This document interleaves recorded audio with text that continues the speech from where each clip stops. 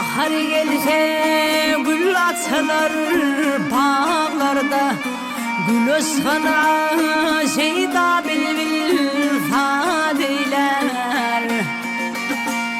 Merveller mezgeni koca dağlarda, hava yeli sürüsmül nebiler.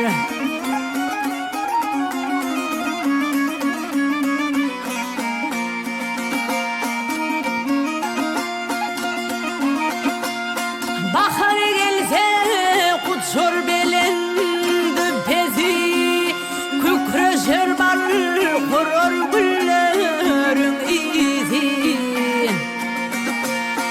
Asmana yanlanır kuşların sesi, bağsı tutar çalar hoşa vadiler.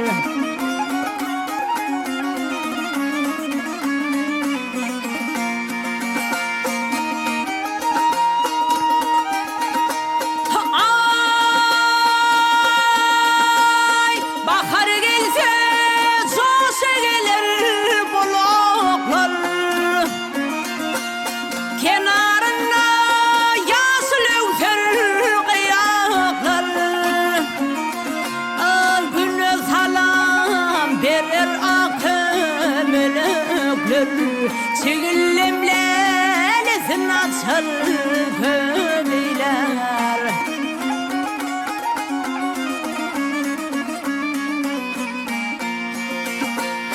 Bahar gelse sayrar şahirin dili, aşık mahzun